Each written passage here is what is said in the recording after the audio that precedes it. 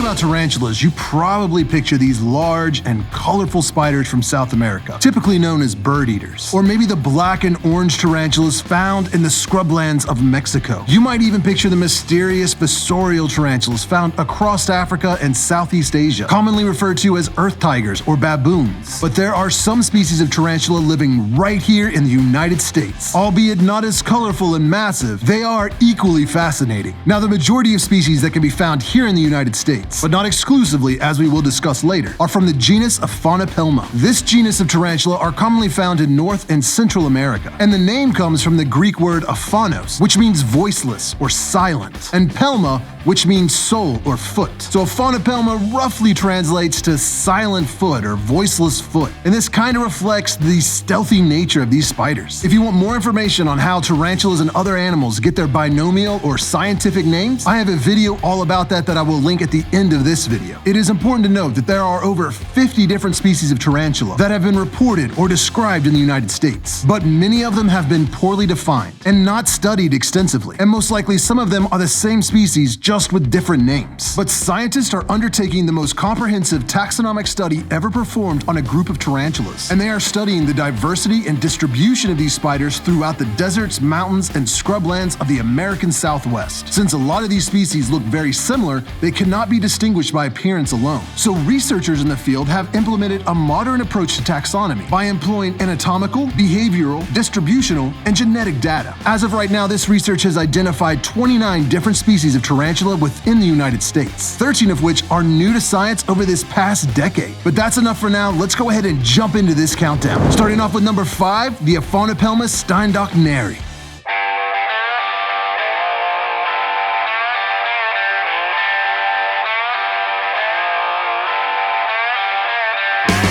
This species can be found in California, but their range also extends down into Mexico, specifically the Baja California region. Typically, they are found in the scrubland regions or forests burrowed under rocks or logs. Their coloration can vary to include shades of brown, black, or gray, but typically they are known as the black tarantula of the states. Like most tarantulas, they are nocturnal, solitary creatures that tend to avoid human contact at all costs, so finding one in nature can be challenging. But if you come across one in the wild, or you are fortunate enough to have a captive bred specimen as a pet, you will know that they are a fairly gentle species. They do not possess medically significant venom, and only pose a threat to humans that might have an anaphylactic response to envenomation. But the chances of getting bit are very rare. This spider is not very defensive, and will make every attempt, in most cases, to escape any threat before actually trying to bite. They are a very slow-growing species, like most Aphanopelma tarantulas, so it is imperative that we, as a hobby, focus on breeding them in captivity and do not remove them from their natural environment. One gravid female taken out of the wild can have devastating consequences for that species in that area, as an entire generation of that spider will no longer be born within that environment. There is not a whole lot of information available on their conservation status, other than to say that they are not listed as threatened or endangered at this time. But like most tarantula species, they are facing threats due to habitat loss, fragmentation, extermination, and even wild collection for the pet trade. So conservation efforts focused on protecting their natural habitats and regulating trade are essential for their long-term survival.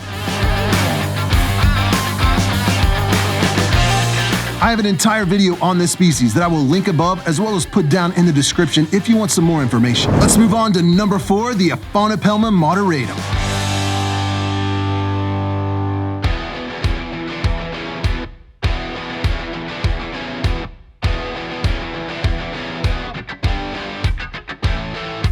Commonly referred to as the Rio Grande gold tarantula. This spider is found in southern Texas as well as across the border into Mexico. They are one of the most easily identifiable tarantulas in the United States, with their tannish orange color and black or dark brown abdomen and bands on their legs. They're a little reminiscent of a dull Mexican red knee tarantula.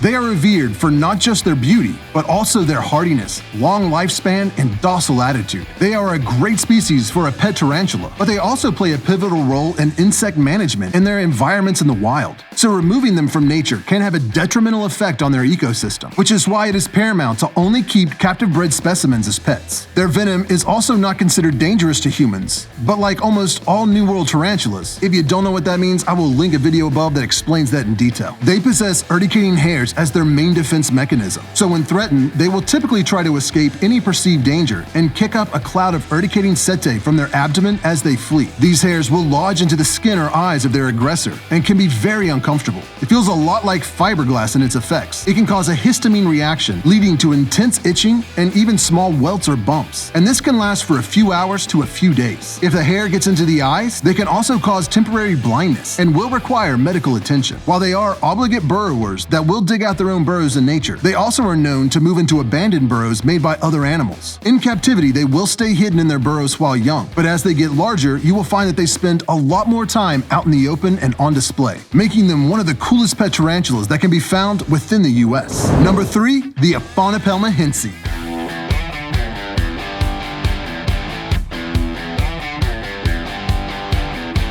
This spider has a lot of common names, including the Texas brown, Oklahoma brown, Missouri tarantula, and the Arkansas chocolate tarantula. And I'm sure there are a lot more, so let me know down below in the comments what common names I might have missed. As all these common names suggest, this tarantula can be found in the scrublands or southwest prairies of Colorado, Kansas, Missouri, New Mexico, Oklahoma, Arkansas, Texas, and Louisiana. But that range can extend slightly outside of these state lines in similar environments. As far as tarantulas go, they have a pretty basic, maybe even boring appearance. They are a brown tarantula with no real pattern or pops of color, though males will have a different appearance once they mature, as their legs will change to almost black while still having a brown carapace. This is most likely the species you see in the news every fall when people in Colorado and other states in that region find wandering males out and about during the day as these spiders search for a mate. In fact, most viral videos online featuring tarantulas in the United States are showcasing male Aphonopelma hensey. Most famously was a report of raining tarantulas, where birds were flying down and picking up the wandering males up off the ground to eat them, but probably got hit with some of their urticating hairs mid-flight and they let go, dropping the tarantula onto unsuspecting people walking through town going about their business. Despite being an easy meal for birds, their main predator is the tarantula hawk, at least in the regions where these two species overlap. They are not the largest tarantula, with a leg span of only 4 inches or so, but they are very long-lived. In fact, there was one study I found online that suggests they can live up to 40 years in captivity, but no one has actually studied them for that long of a time consecutively, so that is not really a confirmed fact. Of course, the males have a much shorter lifespan and typically die within 1 year of reaching sexual maturity. They are another very docile species that makes a great pet, but even though they are not listed as a protected species, they face the same threats as the other spiders on this list and should never be removed from the wild unless done so responsibly by professionals with the proper permission. They play a vital role in their ecosystems, so if you come across one in the wild, just appreciate them in nature and leave them be. If you want to keep one as a pet, there are plenty of captive bred spiderlings available in the pet trade, and you can easily and cheaply get a pet tarantula from your local tarantula dealer. Now it's time for number 2, the Aphonopelma annex.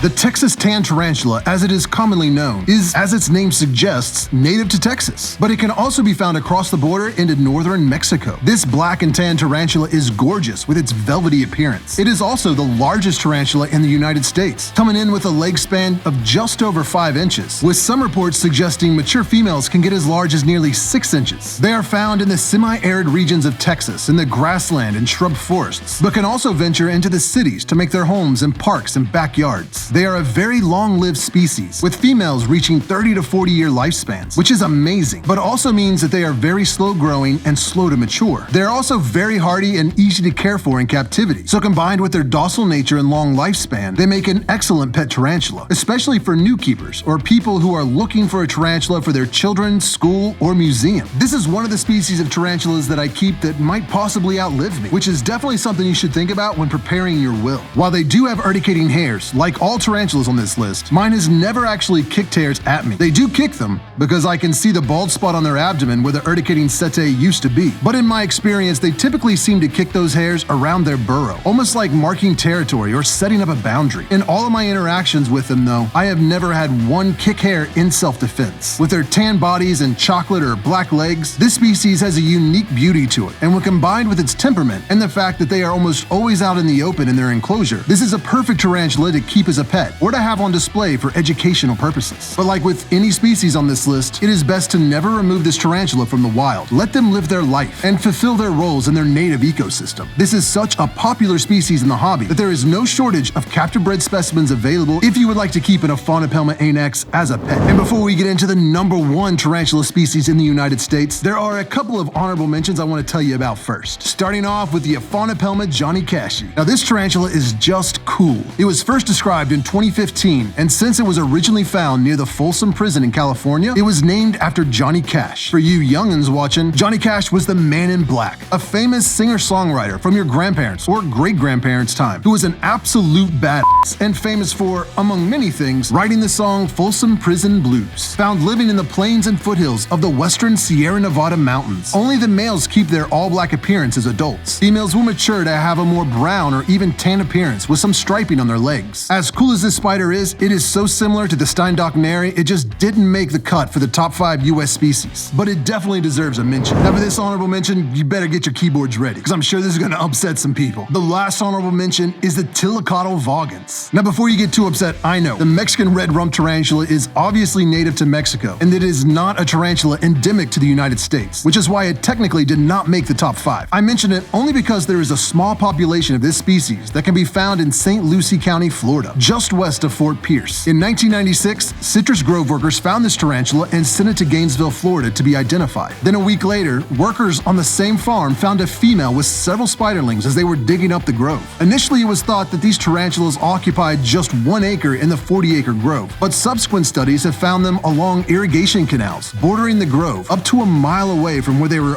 originally discovered. The thinking seems to be that they were initially introduced when someone released a pet they no longer wanted into the wild, but there are also allegations that several specimens may have been released by a commercial pet importer or breeder at this location during the 1970s. How they got there might always be a mystery, but what is more intriguing is the fact that they have not dispersed much after all of these decades. Their current location seems to meet all their needs, with an abundance of food, water, and dirt conducive to their burrowing habits, so they have not seemed to spread out into the surrounding areas, and they stay mostly within this large citrus grove. And now it's time for the #1 tarantula species that lives within the United States. I'm sure it's no surprise because it is one of my favorite tarantula species, and that is the Aphonopelma chalcodes.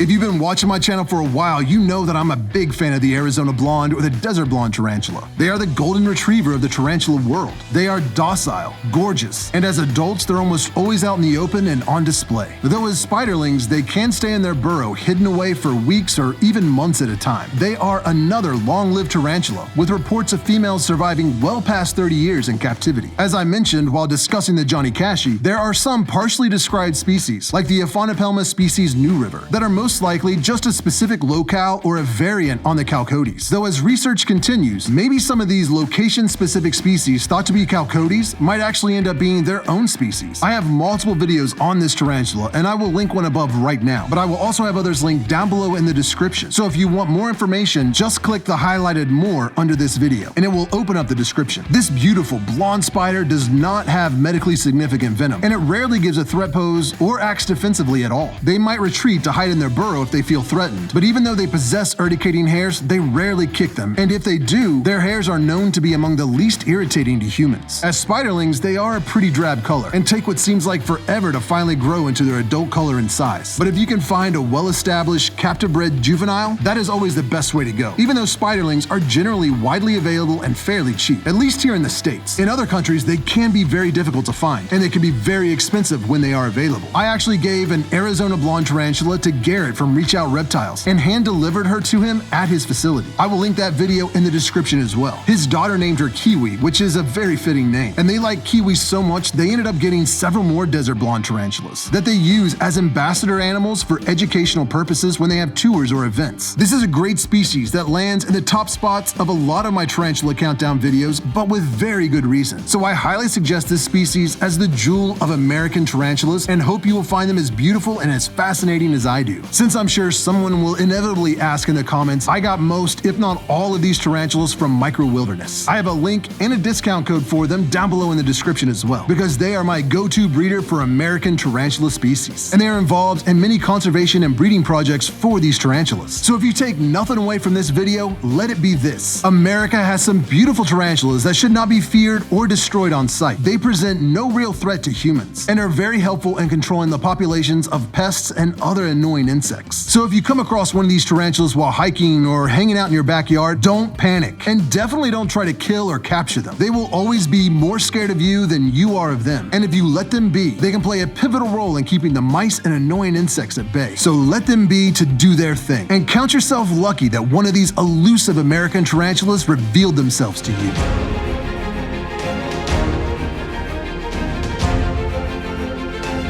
Was detained and searched by U.S. Customs and Border Patrol upon entering the United States on suspicion of smuggling tarantulas.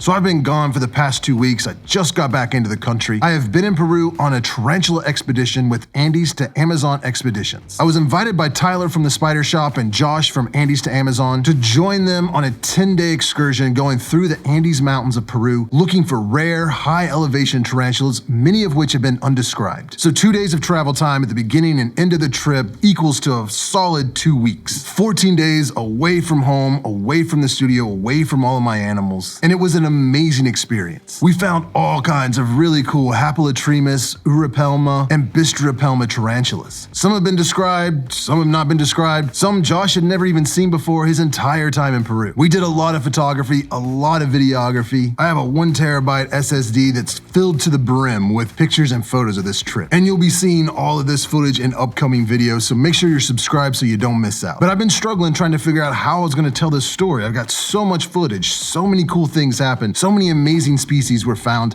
I couldn't condense 10 days into one video. So I've been trying to figure out the best way to relay the story, how to kind of parse it out. Should I do it by day? Should I do it by species? What's the best way to tell this story? And I've decided that in this situation, the best way to tell this story is to start at the end. So I'm going to tell you the end of the story first, and then we'll go back to the beginning in future videos and move on from there. So I was detained, searched, and questioned by U.S. Customs and Border Patrol upon re-entering the United States. And not just me, every single person in our party was stopped. I arrived at the counter to check my baggage all by myself, speaking hardly any Spanish, and the process of getting checked in for the flight and checking my luggage seemed to go off with no issues. The lady handed me back my passport and my baggage claim ticket, told me which direction to go to get through security and find my gate, and as I turned around, there were 2 Peruvian officials that said National Seguridad or something like that on their hats with their hands out stopping me, and they told me they needed to pull me aside, that this was a random inspection, they were searching for drugs. So of course I didn't put up a fight. I said, yeah, not a problem. So they took me into a side hallway. They went through my check bag, they went through my camera bag, they went through my laptop bag very thoroughly. They unrolled my clothes. They were definitely looking for something. There was a translator present, but she didn't speak much English, so there was a little bit of difficulty in communication, but she made it known that they were looking for coca or cocaine. And they had already busted a couple of people in the past 24 hours for trying to smuggle drugs, and that's the only reason that I was stopped. Of course, I didn't have any drugs on me or anything like that, so after going through all my stuff, they patted me down, checked my pockets, and then thanked me. They were very respectful. They put all my clothes back and were just overall very polite, and it only took maybe 15-20 minutes. They gave me my stuff back, told me I was good to go, and sent me on my way. I made it through security with no issues, boarded my plane, and took the 5.5-6 hour flight all the way to Miami, Florida. And because it was an international flight, upon landing in Miami, I had to go claim my checked baggage, go through customs, and back through security and recheck my luggage. I haven't left the country a lot. In fact, going to London was the first time I actually used a passport. And both getting into the UK and getting back into the United States was very simple. I just showed my passport, answered a few questions, and that went on my way. I assumed that's what was gonna happen here. The lady asked me a few questions, she took my photo, looked at my passport, but instead of telling me to go on through to security, she asked me to step aside into a little box. Now, Ian and Sean were both behind me in line, and they were also stopped by the same Border Patrol agent. We were instructed to wait for a federal agent to come and collect us, which they did within a few moments, and they escorted us back into a little holding area. We were then brought into an even smaller room, asked a few questions, our passports were returned to us, and we were escorted into another waiting room and told to sit until we were called up to the desk. And no sooner had we sat down that I got called up to the desk. He asked me a few questions, looked over my passport, gave it back, and instructed me to go out this door and down the hallway and see the next agent, and they will give me further instructions, which I did. He instructed me to follow these green dots all the way down a hallway and around a couple of bends until I came in contact with the next group of customs officers. And right behind me were Ian and Sean, so they got through this process pretty quickly as well. Now I was taken out first, brought to a desk where the customs agent asked me where I've been, what I was doing. I explained that I was on an eco tour and I was taking photos and videos and kind of documenting these tarantulas in nature. And she asked me point blank, are there any tarantulas or spiders in your luggage? Of course I said no, because, I'm not a smuggler. She asked a few more questions about any food or anything else that I wanted to claim, and then instructed me to take all my bags and put it on this conveyor belt where it went through this heavy-duty x-ray machine. So they slowly inspected all of my luggage in this machine, and it came out the other side where another agent was waiting for me. And he put on some gloves and asked me again if there was anything in my bags that I wanted to claim or let them know that I had before he started searching. Now, it's important to note that through this entire process, right up to the point where I got up to the line to get through the border, there are signs everywhere, graphics on the TV screens, making it very clear that any video or audio recording is strictly prohibited and could result in arrest. In fact, you weren't even supposed to have your cell phones out or any type of electrical device. They seemed very serious about it, and as much as I want to document that experience, I was not about ready to catch a charge for filming where I shouldn't be filming, and they got their reasons for that, and I respect that, so I didn't film any of this. But during this process, they did ask multiple times who I was traveling with, and I tried to explain to them that, I live in West Virginia, I flew here by myself, I'm flying back by myself, but there were a few members of the group that also had the same flight to Miami, so there was 4 of us traveling together, another one was going to New York, another one was going to the Pacific Northwest, so we had different flights. But it became very clear they knew all 6 of us had gone on this trip, and we had been in Peru together. They had our names, they had our travel information, we were definitely flagged, and they were looking for us. Now, the agent that I dealt with at the very end seemed a little new or unexperienced, so he ended up having to call his supervisor over to ask a few questions about the information that was on the screen that I couldn't see. But he did mention to her that I was one of the 6 people that had been flagged in their system, and he mentioned that there was a note to contact U.S. Fish and Wildlife Service offices in Miami if any animals were to be found in my luggage or on my person. So that was the first clue that Fish and Wildlife were the ones that were the reason we were going through this intense interrogation. And the supervisor explained to him that he doesn't need to contact Fish and Wildlife Service just because I came through security, and he only needed to contact them if any animals, specifically spiders, were found in my luggage. If I was attempting to smuggle tarantulas, then they would need to contact Fish and Wildlife and they would take it from there. So he went through my bag, he asked me a bunch of questions, very thoroughly went through my camera gear, looked at pretty much anything he could look at. Of course, there were no tarantulas or spiders or any kind of flora or fauna. In fact, the only thing he confiscated was some incense that I got. We shopped at some store, and as a gift, they gave me some Palo Santo and some other kind of natural incense, and they took that, said I couldn't bring that in. I also had gotten my little girl these cool colored pencils that were made from branches, but they still had the natural bark on them, and I guess they were worried there might be some kind of mite or, some kind of invasive animal living inside there that could damage. Hey, it doesn't matter. They took them. They confiscated them. I wasn't in trouble at all. They just said, you can't bring these in. We got to destroy it. So after having my bags and person searched multiple times, going through security and x-ray machines multiple times, answering all kinds of questions, they finally cleared me at the border and let me move on to go through security one last time before checking my bag and finding my gate and waiting for 6 hours until my flight took off. Now, Michelle, I think, was ahead of me. She had already been cleared. Ian and Sean were behind me, and I don't know what held them up, but it seemed like it was another hour or so before they actually got out, but nobody had any spiders on them. Tyler was thoroughly searched when he arrived at LAX. He wasn't smuggling any animals. Same can be said about Tom when he landed in New York. So we were all cleared of all suspicion and allowed to enter the country, which was a relief because smuggling tarantulas is not just something that I don't like. It's something that I publicly talk about and encourage people not to engage in that type of behavior. And I was very relieved that no one else in our group had attempted to do something like that either. But this did teach me some very important lessons. First of all, I was actually very impressed with how seriously they took smuggling tarantulas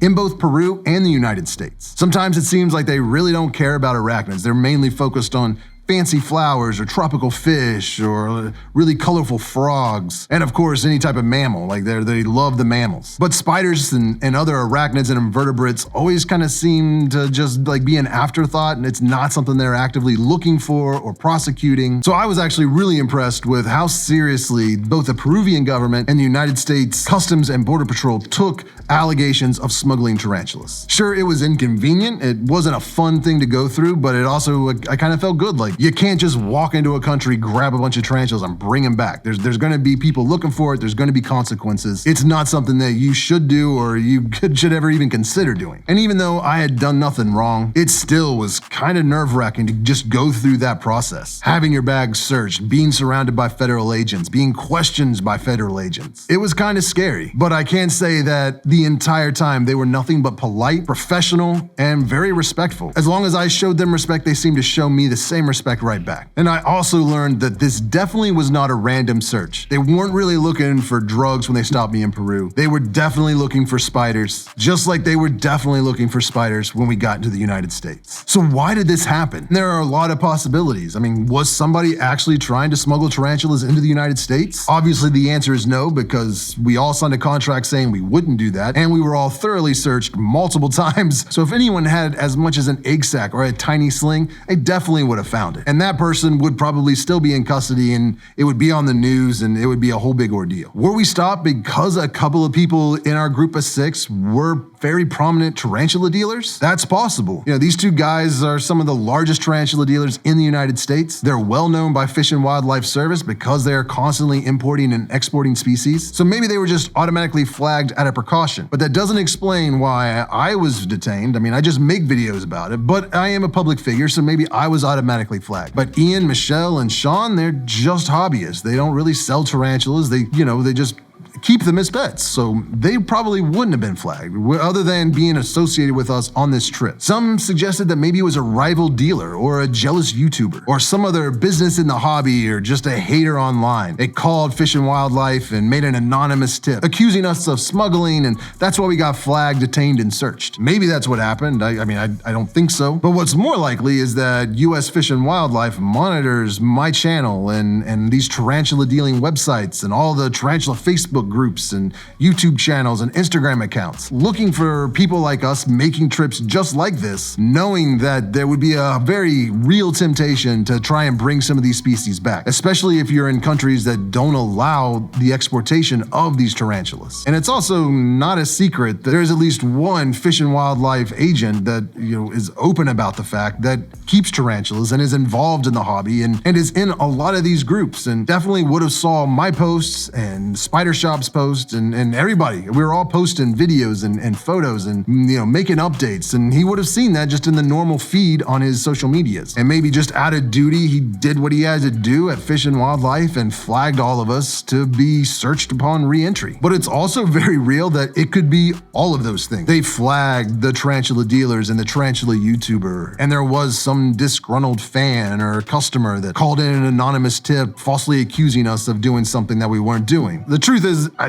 will never know. They're not going to tell us that information. All I can confirm is that Fish and Wildlife was involved with this whole process. But honestly, it doesn't even matter because the only people to blame is ourselves. We all posted about taking the trip prior to actually leaving the country. I even made a YouTube video talking about it. We made it very public knowledge that we were leaving the United States to go to Peru with the express intention of looking for tarantulas. We made posts about our flight to Peru, about landing in Peru, about meeting up in Cusco. I had all kinds of reels I posted on Instagram and YouTube Shorts, minutes or hours after filming on my phone a species that we found living under a rock. We tagged each other in a lot of these posts. So any federal agent worth their salt could very easily see these 6 people are together and doing this thing. We shared the post widely. I mean, a lot of them were getting thousands, if not tens of thousands of views and likes and comments. So essentially, it was inevitable that Fish and Wildlife would see these videos. But all of this, all the posts and tags and shares and videos and photos, and undoubtedly and inevitably, all of this would have thrown up some red flags with Fish and Wildlife, which obviously would have led to us being flagged for inspection upon entering the country. Unfortunately, it wasn't until after this whole ordeal happened that I learned from people that take trips like this a lot that the best practice is to not broadcast that you're taking a trip like this. Don't post your plans to go to another country to look for tarantulas anywhere on social media before you leave. And definitely don't post any videos or pictures or check in anywhere while you're in that country. Hold all that content, as hard as it may be, until you're back safely into the United States. And then you can post it to social media. This will help you avoid getting flagged by Fish and Wildlife or U.S. Customs and Border Patrol or whatever the national security or police or border agents in the country you're visiting might be. And that way you won't get stopped, you won't get questioned, you won't get searched, you won't get delayed, and you won't possibly miss a a flight, which almost happened to a few members of our group, but luckily I think everybody made their flights on time. Overall, it was a very time-consuming process, a little frustrating and worrisome, but also kind of enlightening. It was great to see that both the US authorities and the Peruvian authorities took tarantula smuggling very seriously. It was assuring to know that no one in our group had attempted to collect and smuggle any tarantulas out of Peru and into the United States, and that we all acted honestly and responsibly. But I also wish that these authorities showed just as much concern and commitment when it comes to brown boxers who illegally collect and ship these animals out of their countries, whether they're going to Europe or the United States. The illegal removal of tarantulas from the wild is a serious concern, and illegally brown boxing tarantulas is not only a crime, but it stains the reputation of our entire community and hobby. Now, some countries make it very difficult or even impossible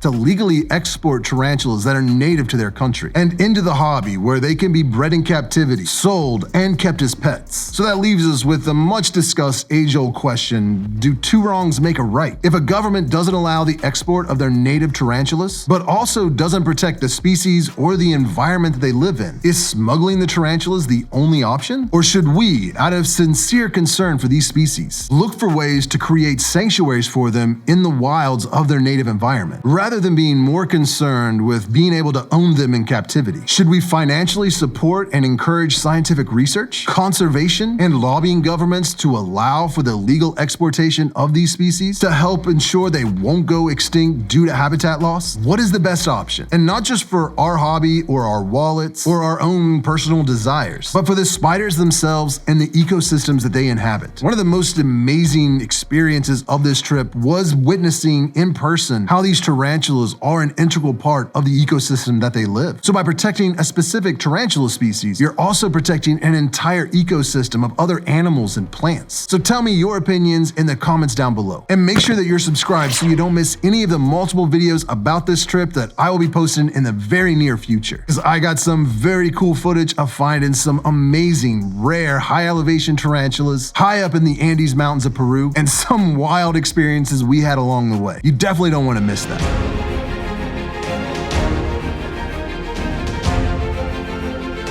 I recently got in some of these dark den enclosures from Tarantula Cribs, and we're going to answer the question, do they suck or are they good?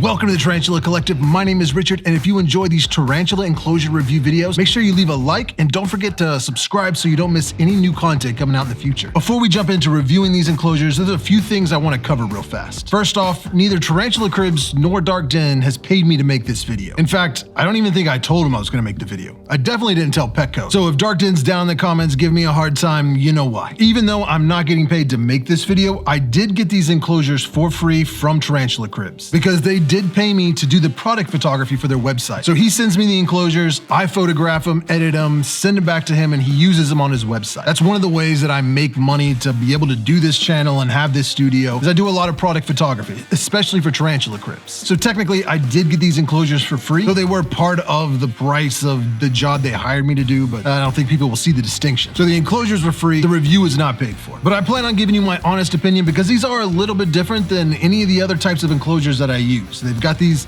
cool little doors on them that swing open. They don't come all the way off.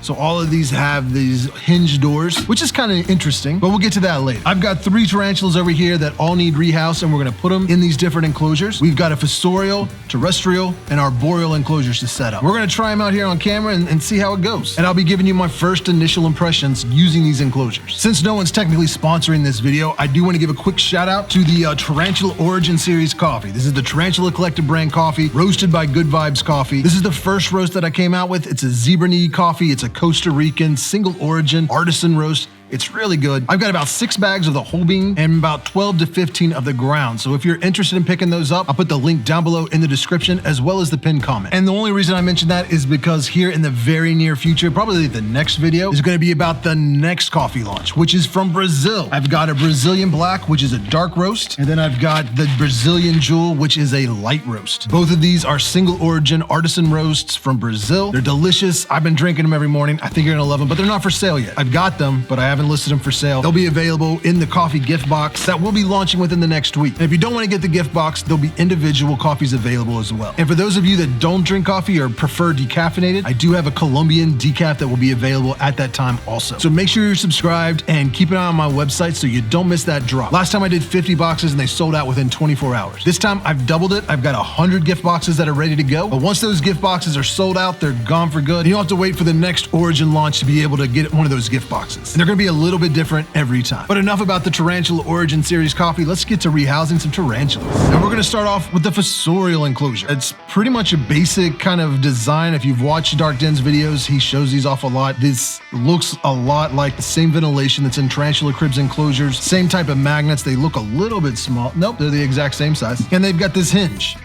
And I don't know how I feel about the hinge, and we'll talk about that as we go on, but I really kind of like the clean lines of the regular Tarantula Cribs enclosures that have a fully removable magnetic lid. Anytime I see screws, I worry about rust or things getting stripped or falling apart, and I don't know if that'll be a problem or not. These look like they're pretty good quality, so let's try it out. All right, so I'm starting off with some Terra Arania from the Bio Dude.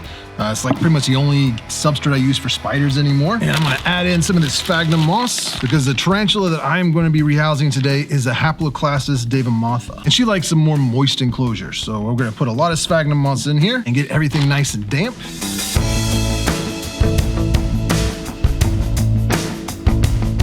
And then stir it up really nicely. And I'm gonna compact it down just a little bit. So we've got a good layer of damp substrate, and I'm gonna put some dry substrate on top. And I'm gonna fill it up just below the ventilation. You can see that's kind of what it looks like. And then I'm gonna take my paintbrush here, and I'm gonna make a little burrow in the corner, kind of encourage it to go there. Definitely does not mean that it will. And I've got this branch. This is a cork branch. I'm gonna put some of those in here, mainly just for anchor points, in case it wants to kind of build up a web outside of its burrow. Break up some leaves. A little bit of sphagnum moss on top, just for a little bit more texture, give it more of a natural appearance. Now, this is not a bioactive enclosure, even though I'm using a lot of bioactive supplies. A little red sand on there, a little bit of gravel, and then I've got some sphagnum moss, some live sphagnum moss soaking in water. And we're just gonna pull off a little bit. And I'll put some in this corner. Pull off a little bit more. Shove that down in this corner. Looks like a little section of the outside. And now we're gonna move her over. Now right now she's in a 3x3 tarantula cube, and we're moving her into this. You can see the size difference. Now let's get her moved over. I've got a little bin here, because she is fossorial. I am gonna have to dig her out. Pull out some of this moss, and then I'm slowly gonna start putting some of this dirt out. Just kind of slowly moving, very carefully. I'm gonna try and get all the substrate out except for her burrow. So I've got pretty much all the substrate out except for her burrow, so now I'm gonna be very, very careful and see if I can prod her out or just kind of get everything else out of there but her burrow. And she is right here in the top of her burrow. So I'm gonna try and get everything else out. Oh, there she goes. Now she is running free. Got her.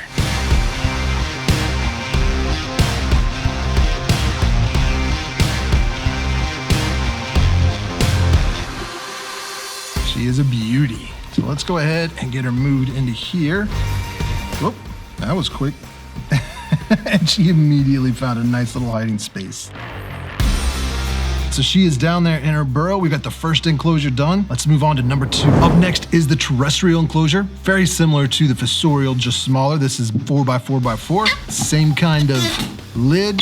Mine is a little squeaky. And we're gonna be putting in a Trixopelma pruriens? I don't know, it's the green velvet tarantula. Not a very common species. I was lucky to pick one up. Maybe they're common now, I don't know. I'm not keeping track of that stuff anymore. It is still small, so I'm gonna keep it a little bit on the moist side. We're going to put in some sphagnum moss. Break that up a little bit. And the reason I do this is because the sphagnum moss will really kind of just absorb all that moisture and then slowly over time releases it. So it can keep your enclosure kind of moist and damp without, Jesus Christ. Alexa, turn on Tarantula Wall 1. So it'll keep your enclosure moist without having to have wet substrate. Really helps a lot with the humidity, even though we're not supposed to say that word supposedly. And so we got that nice and mixed up, and I'm just gonna compress it a little bit. And I also wanna make sure that I'm keeping the substrate, like the ground level, below these air vents. And then I'm just gonna add a thin layer of dry substrate on top, so they don't have to walk around on the slightly moist substrate. Get a little bit more sphagnum moss here, so just dried sphagnum moss. I just like the way it looks in enclosures when it's all broken up. It gives that natural look, kind of like dead plant material. And now we're gonna put in a hide.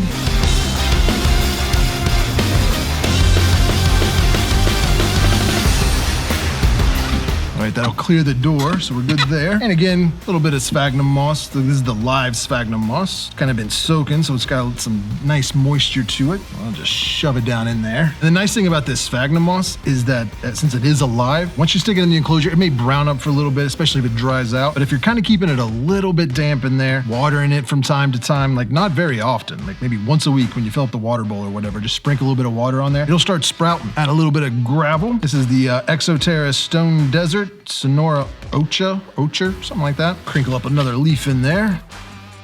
Oh no, forgot to put in a water dish in the last one. So we'll put in one little water dish there. And then for this guy, we'll put that water dish over here. And this girl's been staying out on top most of the time. She's kind of hiding back in her corner at the moment. I don't know if the green's showing up on camera. It's really not that noticeable. It's kind of a stretch to call them a green tarantula. Maybe when they're full grown, they'll look a little bit different, but there's just a little bit of greenish hue to the black legs. Definitely a beautiful spider. Got my catch cup handy. I'm gonna see if I can get her to just walk straight up. Whoa, she attacked the paintbrush. Just trying to get her to rehouse herself, but that's not looking like something she's interested in. So we'll just get her to go up here into the tube, bring the tube over, and then we will convince her to come back out. There she goes. Now I'm gonna need to get her to move off here so I can close the lid, because I don't want to crush her. Oh, there would have been plenty of room. So there we have her set up in her terrestrial home. Now, one thing that's cool about these enclosures, now that we've got 2 of them done, is that they've got these little grooves here on the top and bottom, and you can lock them right into place.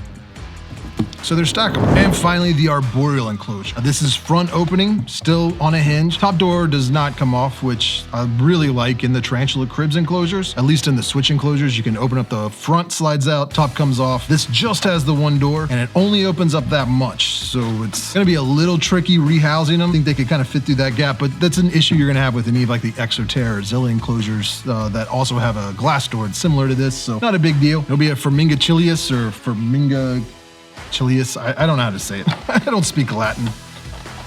So roast me in the comments with my horrible pronunciation. Get a little bit of substrate in there. Add some sphagnum moss. This is another species that likes a little bit of moisture, so I'm gonna put a little heavy on the moss. Put in some water, stir it up.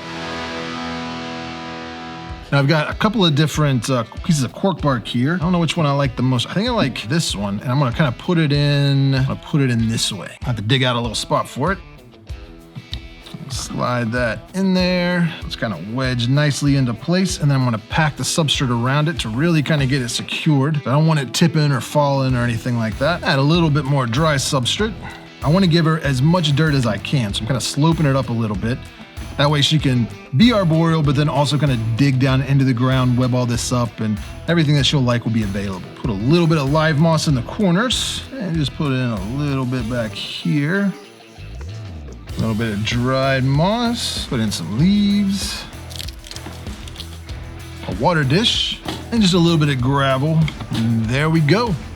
This is the arboreal enclosure. Now, this is another tarantula cribs enclosure. It's definitely not my favorite. It's essentially like 2 3-inch cubes that can go together. I mean, it's good for the versatility.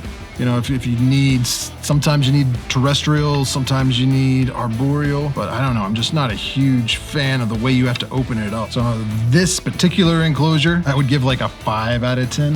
This is gonna get sketchy. I'm gonna start off by just trying to remove the cork bark. I don't think she is in the enclosure now. I don't see her, but I'm gonna go ahead and put the lid on here just in case. I think she's down here in the webbing. Found her. Woo, a little bigger than I thought. See if I can get a few shots of her before she takes off running. Can't see too much, but she is pretty cool looking. Now she will get a lot darker, be that black color when she's full grown. For now, let's just go ahead and get her moved in. I'm just gonna convince her to climb up here a little bit. Whoop, she went right after me. Let's try that again.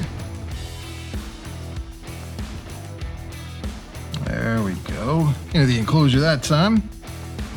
And she's already burrowing down underneath the sphagnum moss, so I'm not gonna bother her anymore. There we go, we've got this enclosure done as well. So now we've got everything completely set up. We've got the arboreal, the terrestrial, and the fossorial enclosures. I'm gonna tell you what I like and what I didn't like. We'll start off with the likes. I like the magnets, obviously. I'm a big fan of these rare earth magnets. They're very strong and they work really well. I like the thickness of the acrylic. I think there's a huge misconception online because you look at pictures of acrylic enclosures and they all essentially look the same. But when you actually see these enclosures in person, they're right in front of you, you're able to handle them. You can see that the acrylic itself is a lot clearer than the cheap acrylic, and it's also a lot thicker. So it's not gonna warp as bad or as often or as soon or however you wanna describe that. And you're gonna be able to see inside it at a higher quality. It's gonna look a lot better than just buying the cheap one off Temu or Alibaba or whatever, Amazon. That's technically an acrylic enclosure, but like within a couple of months, it's very cloudy. And I really like the ventilation holes. There's a lot of ventilation, but they're very tiny holes, so you don't have to worry about fruit flies getting in and out or spiderlings getting in or out, but it will have enough ventilation, which is key. Now to what I don't like. Kind of what makes this specifically a dark tin enclosure, so I'm sorry, Petco. But the doors, I'm not that huge of a fan of. That's the one thing I really don't like about the Exoterra or the Zoomed or Zilla enclosures for spiders, is that when you open these doors, it leaves a gap that makes it very difficult. I mean, the spider could just squeeze right out that gap. You could panic and accidentally pinch them in it. And I am just very wary of screws in acrylic. These seem to be doing well, but over a couple of years, I don't know if they're gonna strip out or just kind of rust and disintegrate. So only time will tell about the screws, but I believe they're gonna be okay, but we'll see. And I guess that's the only thing I don't like. So if I had to rate these, I would say out of 10, I would give them a solid 8. You know, these are great. The only thing I don't like is the door, and that's pretty much like the whole point of making these enclosures. And the fact that they stack is a huge selling point. I think that's one of their key features, is that you can kind of stack them up like this. They all lock into place. Personally, I don't like to stack my enclosures, but I also have a whole lot of shelves. So if you don't have a lot of shelf space like I do, you can't put an enclosure on each shelf, you need to stack them, then these are gonna work amazing for you. They seem really sturdy, they really lock into place. I mean, I only have 3 of them, but no matter how I stack them, they all lock into place really well. So if you're looking for stackable enclosures, I don't think I've ever seen anything any better than this. So, you know, that's a huge plus. It's just not something that I would ever use them for. So, I mean, these are great enclosures. If you love dark tin, you want to support them, then I highly suggest them, especially if you want stackable enclosures. Personally, I think I still prefer the Tarantula Crib cuboid enclosures or just their cube enclosures with the flat tops, kind of a streamlined look. When you're not stacking them, these just kind of look like little castles, like a rook on a chessboard or something. I'm a fan. I'm not going to rehouse them. I'm going to leave them in here until they are big enough to move on to a larger enclosure, and I'm sure these will be put into regular rotation here in the Tarantula Collective. So good job, Dark Den. Good job, Tarantula Cribs. Solid 8 out of 10. And I will keep you updated as time progresses as to how these enclosures hold up.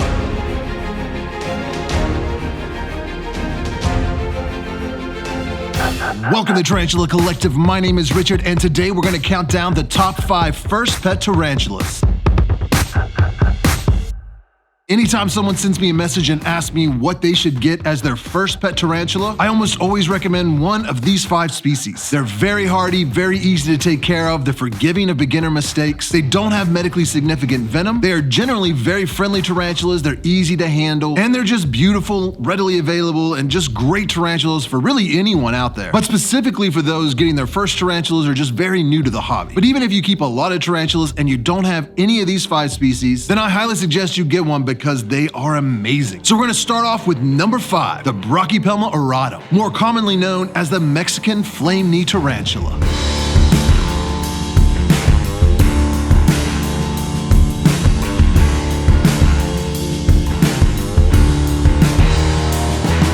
This species is a New World terrestrial tarantula from central Mexico, around the Balsas dry forest on the inland side of the Sierra Madre del Sur.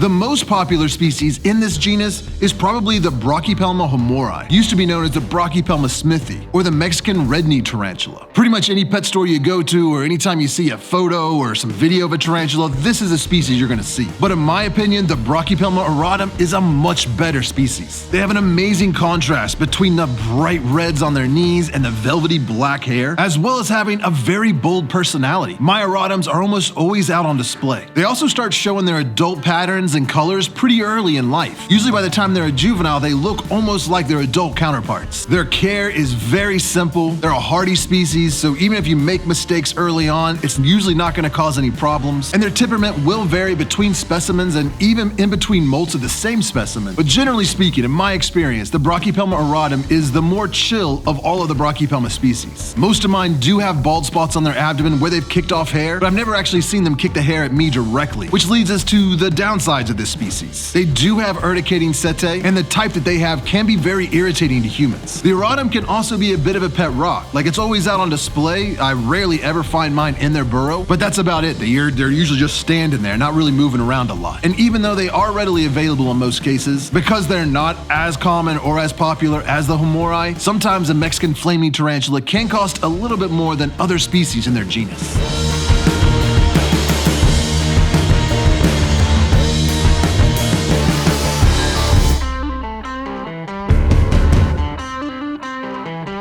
So let's move on to number 4, the Grammostola pulchra, or the Brazilian black tarantula.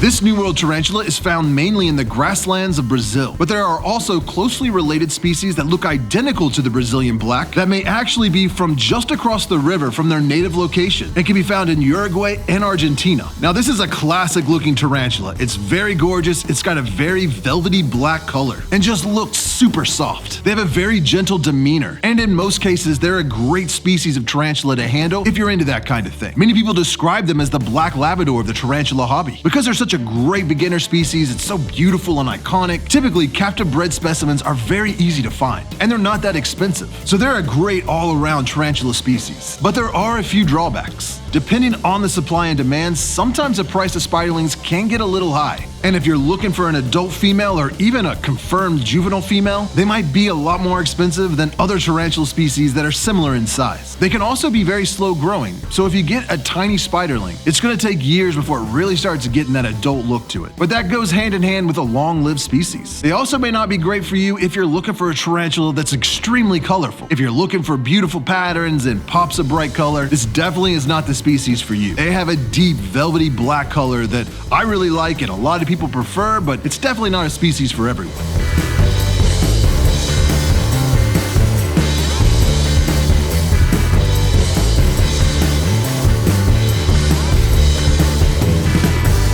The Brazilian black tarantula will actually be one of 2 species that I will be featuring in the next drop from my Tarantula Origin Series line of coffees. It'll be a dark roast single origin coffee that comes from Brazil. So be sure to keep an eye out for that. I'll be announcing that launch later on this month. But I did just get in a freshly roasted batch of the Zebra Knee coffee, which I launched back before Christmas. And for the first 20 orders for the Zebra Knee coffee that come in after I release this video, I will include one of these Tarantula Collective acrylic pens at no charge. My gift to you, a way of saying thanks. These are not for sale anywhere. You can't buy them. The only way to get them is to be one of the first 20 people to order a bag of coffee once this video drops. I will leave a link to my website where you can pick up that coffee down below in the description, as well as in the pinned comment. Now let's move on to number 3, the Aphonopelma chalcodes. This is probably one of the most famous New World tarantulas, especially in the US, rivaled only by the Aphonopelma hensey or the Texas brown tarantula. This famous terrestrial species is found in the arid scrublands of Arizona, New Mexico, and northern Mexico. They have a very gentle demeanor and a beautiful appearance, and as an adult, they are almost always on display. They are one of the few tarantulas that are actually native to the United States. They're easy to care for. They're a very hardy species. And they're great for beginners because they're very forgiving of any mistakes you may make. Similar to the last species, this tarantula is usually referred to as the golden retriever of the tarantula hobby. And even though they are an Aphonopelma species, which takes a long time to breed, there are a lot of people here in the States that are breeding them in captivity. So they're usually pretty easy to find and they're not too expensive. I think I've got almost all my Aphonopelma species from Nate at Micro Wilderness, and I will put a link as well as a discount code down below in the description. But it is not all good news. This species does have some drawbacks. The biggest one is that they are very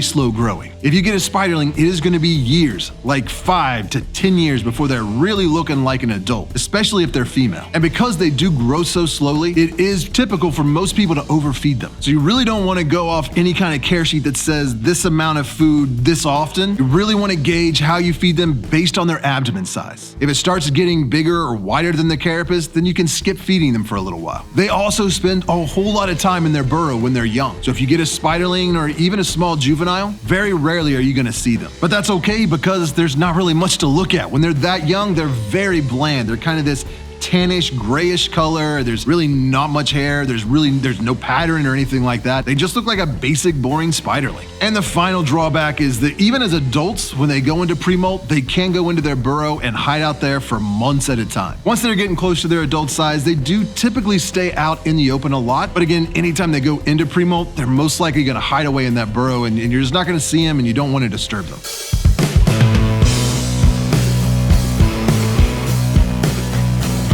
And number 2 is going to be the Chilicotl avipullosus, or the curly-haired tarantula.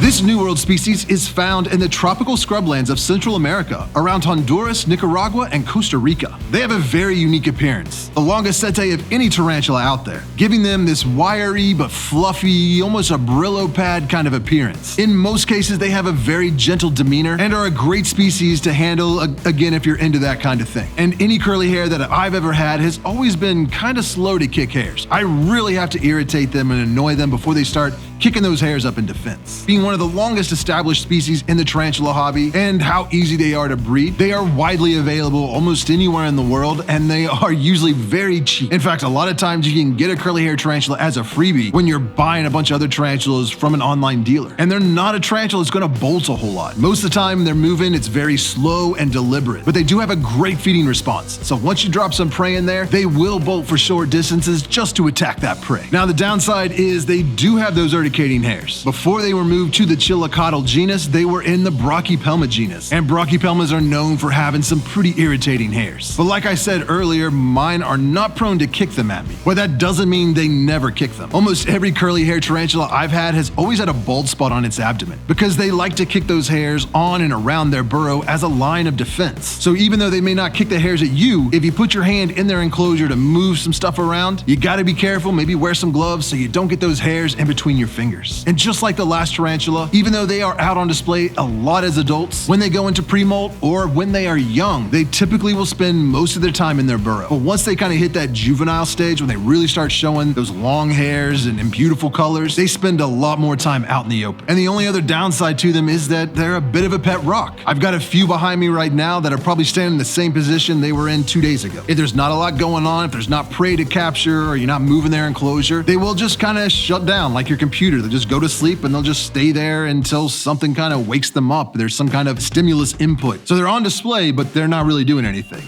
So the number 1, the best first pet tarantula, one of the easiest species out there, as well as one of the friendliest species in my opinion, is the Grammostola pulchripes, or the Chaco golden knee tarantula.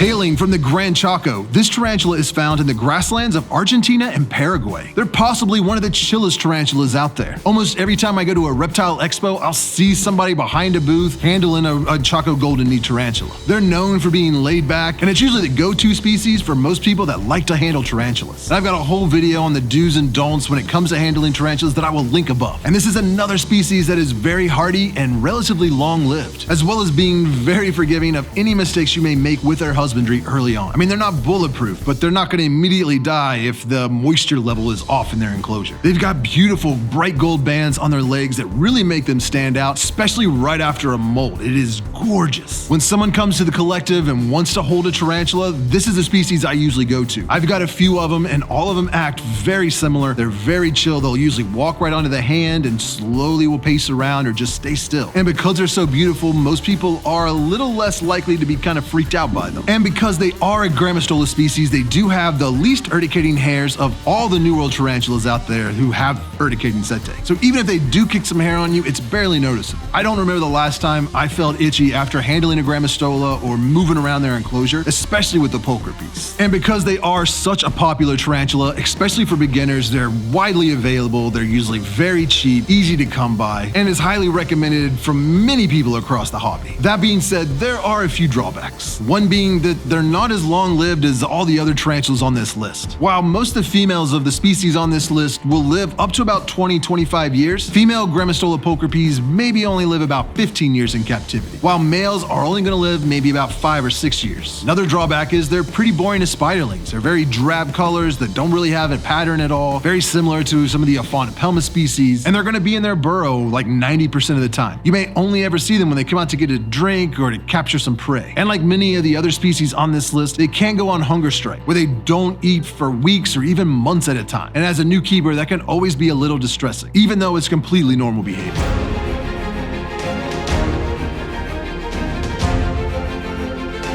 Welcome to the Tarantula Collective. My name is Richard, and I just received this box in the mail, and I have no idea what's inside it, but I can be certain of one thing, and that is it's going to be very venomous, because this package came from ArachnidRarities.com. Now, I've ordered from Arachnid Rarities many times in the past. They are my go-to source when I'm looking to get a scorpion. But not only do they have a lot of really cool and new species, they're also a great resource of information. So anytime I'm doing a video on some scorpions or venom or something like that, I know I can reach out to Brandon, and he might answer some of the questions that I have. And that's because not only does he run Arachnid Rarities, but he also has another business called Verve Biotech, which researches venom, and I'll tell you more about that later. And if you stick around to at least halfway through this video, I've got a really big announcement you're not going to want to miss. But for now, let's get this box open and see what's inside.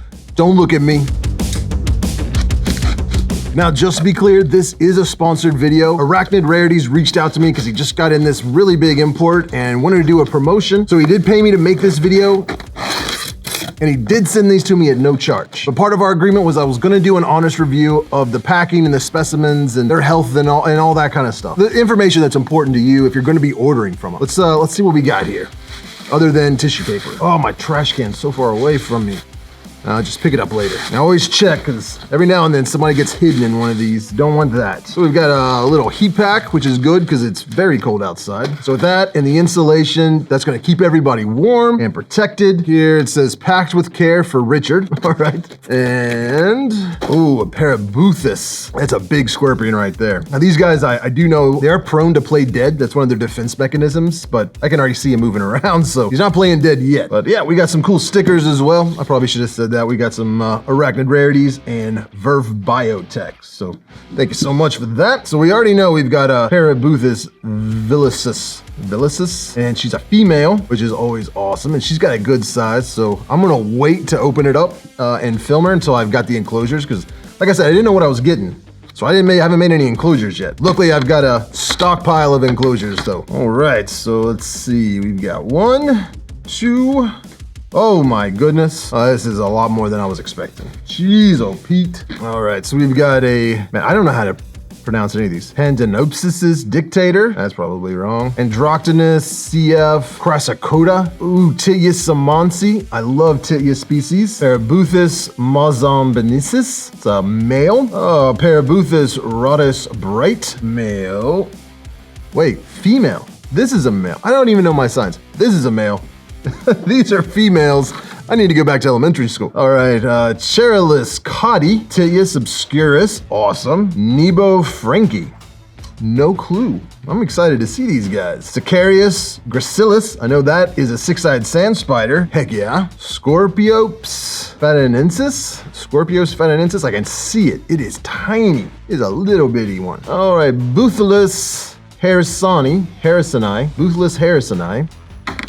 Oop, you didn't see that. And Euscorpius candiota. Wow. If nothing else, this has been a masterclass on how not to pronounce these species names. So we got 13 different species here on the table, so that's a lot of enclosures I need to make. But everything was packed up nicely. Doesn't look like there was much moving around going on in there. It was nice and warm. The heat pack still had some heat to it. So overall, the packing and shipping, I gave 5 stars out of 5. I should create a rating system. We'll go with 8. 8 legs is good. So we'll give him 8. 8 legs out of 8. But let me go make the enclosures and I'll be right back. All right, so I got all 13 enclosures made. Took a little longer than I anticipated, but I guess you'll have that on them big jobs, won't you? So we're gonna start off with the Sicarius gracilis. It's the 6-eyed sand spider, and it looks like it's gonna be decent size. I've got a little itty bitty tiny one. Got a few weeks ago, but I'm really stoked to see this one. Oh wow.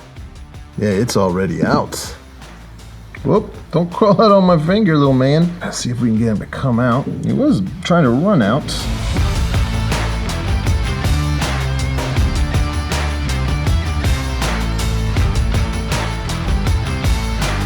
Whoop. Oh wow, look at that. It looks like it molted. So it definitely molted during shipping, which is pretty wild. You gotta switch over to the macro lens. This thing is tiny. That is a beautiful spider right there. And I think it'll do really nicely in this. All right, up next we got the Euscorpius candiota. I don't know. So I've got this little 3-inch cube here. It looked pretty small. All right, let's see what we're working with. Tiny, whoa. Tiny venomous scorpions. Look how tiny that little guy is. Now it is small, but it is not so small that it's going to escape because these are little tiny ventilation holes.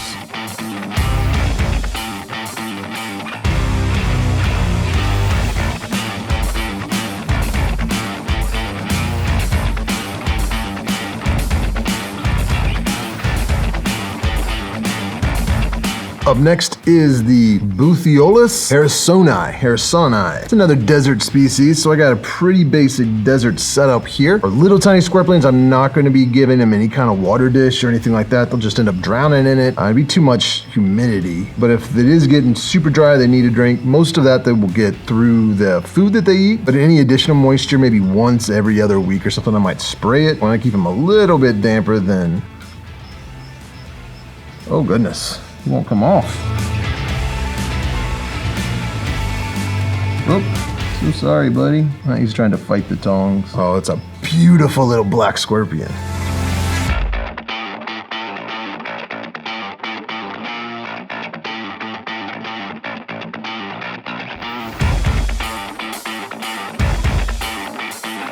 All right, next up is the Scorpiops. That's not right. Scorpiops fatuensis. I'll put it right here. I don't know how to pronounce it. Don't come to me for pronunciation. I can't even say pronunciation right. I said pronunciation. Oh, I'm hopeless. And I got kind of a little bit of a temperate setup here in the Tarantula Collective Tarantula Cribs 3-inch cube. Let's see what we're working with. Oh, we got another little bitty tiny one. I don't know how I'm gonna get it out of there. I don't wanna hurt you, buddy. Whoop. Yeah, he's already gone.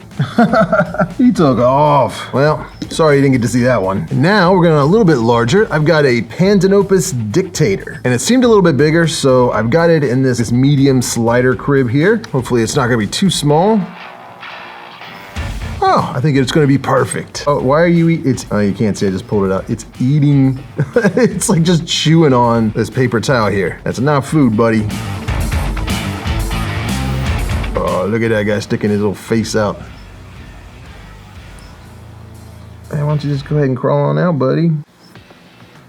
Oh, there he is.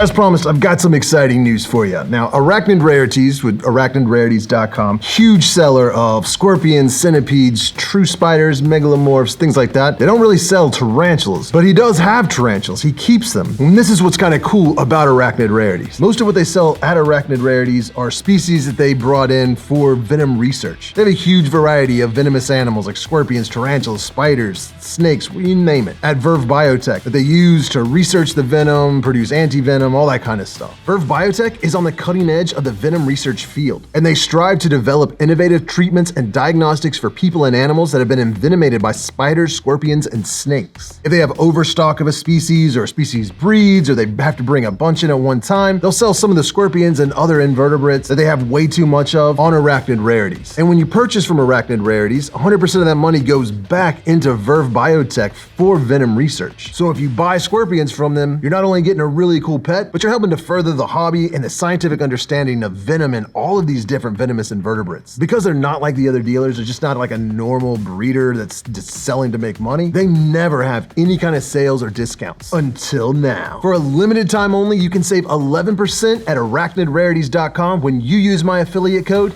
TTC11. I don't know how long this code will be active, but I cannot imagine it will be for very long. So be sure to take advantage of this discount before it's gone forever. I can't promise they'll ever have a sale or a discount code again. So head over to arachnidrarities.com and use the code TTC11 at checkout and save 11% off your entire order, excluding shipping. All right, we still got 8 more rehousings to do, so let's get back at it. Now we've got another desert scorpion. This is the Androctonus CF crossocadia. It's an Androctonus species. So there's some serious venom here. We'll be very careful.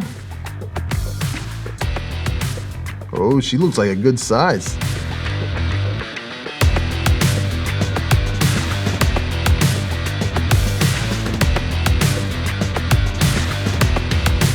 Oh, back up there. Oh, wow, look at that beast.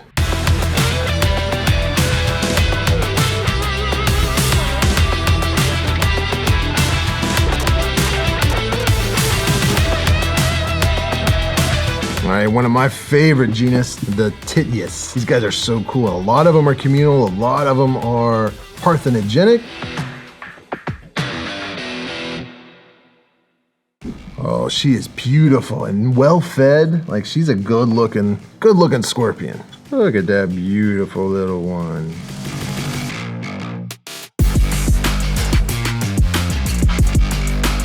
Awesome, very cool. See if we can get her off here. Should be pretty easy. And she's got more than enough room in there, so I know she'll be good. That was the Titius simonsi. I don't know. Another Titius, another kind of semi-humid environment. And for the substrate, it's pretty much just a mix of Terra Arania, that holds the burrows really well as some stone desert. Ooh, look at you. Oh my goodness. That pattern is beautiful.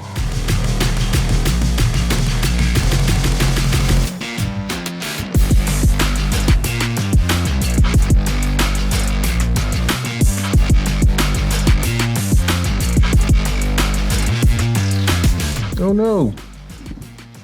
Where are you going? I gotta say, this is probably my favorite one so far. Oh man, I love these enclosures. This I've scratched all the heck, but it's just a little mini cube. So in here we've got a female Parabuthus Mozambicensis. I don't know. It's Parabuthus, so it's serious. Don't wanna get stung. Oh my gosh, it's so tiny. This enclosure is too big, but it's also got the really tiny ventilation holes, so I'm not worried about it escaping. So we'll go ahead and do it. Oh, it's kind of orange looking, like me. Oh, I gotta be careful.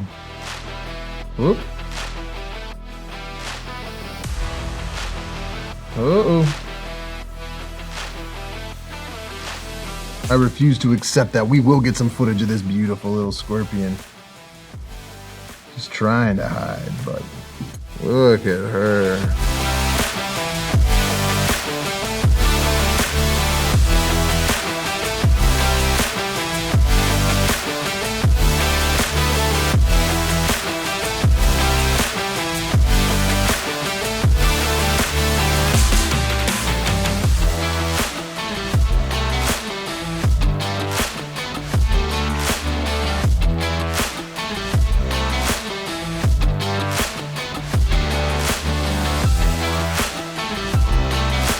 Somebody better tell her she's the Tarantula Collective now. Now her job is to be filmed. Well, that's a very cool scorpion, and she has got more than enough room in here, so I think she'll be happy for quite a while. All right, we got another one here. This is the Charilius cauti. Just read it. Ooh, oh, dude.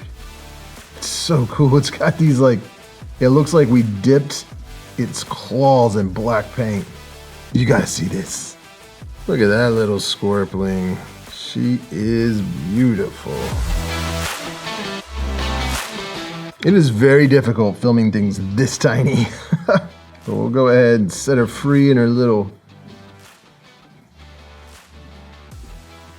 enclosure here. I mean, she is way too big for her. Could have gone with like a little 2-inch enclosure. Hopefully she'll grow fast. Now we've got another desert species. This is the Nebu Franckii, F-A-R-N-C-K-E-I. You tell me, maybe Franckii? That could be it. Usually when there's an I at the end, that means it's somebody's last name that was a male that described it or discovered it, so they name it after that person. If it's a male, they add an I, and if it's a female, it's A-E, I believe. Oh, we got another little tiny one. Whoa! This one's great. Oh, and it molted. Oh no, it's not gray. It's just, we're not gonna really mess with this one. It looks like it molted as well. So it's probably very soft. Oh, look at that little molt.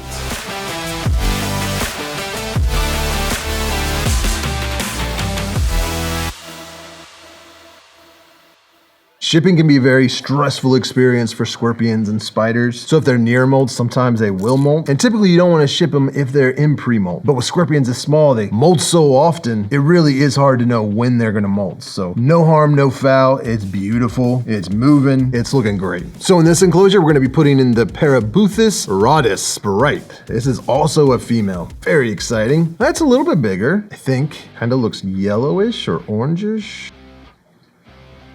Oh, definitely bigger. Look at you.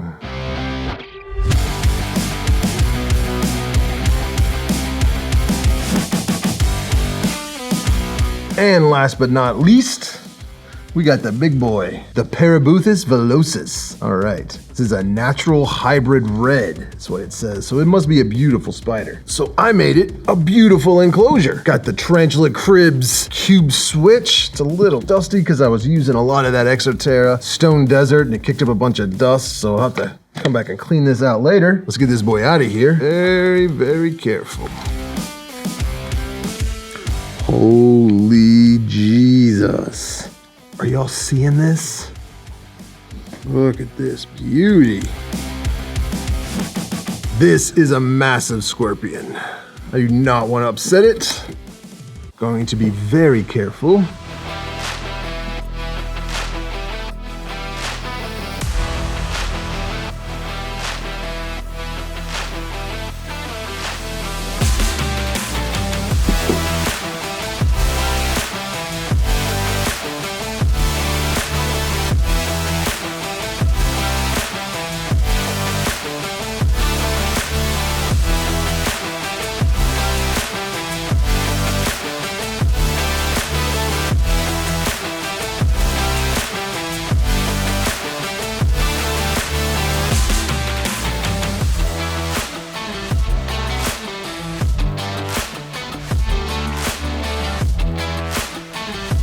Well, it made quick work of finding the burrow. There we go. So I want to give a huge thank you to Arachnid Rarities for sponsoring this video and sending me all these amazing scorpions and one spider. I will leave links down below in the description for both Arachnid Rarities and Verve Biotech, so you can learn more about both of these amazing businesses. And don't forget to use the code TTC11 to save 11% at Arachnid Rarities for a limited time. They never do sales, so you don't want to miss this one. Well, as always, I appreciate you watching. Subscribe if you want to see more. Thanks for buying Tarantula Collective merchandise, and I will see you next Tuesday.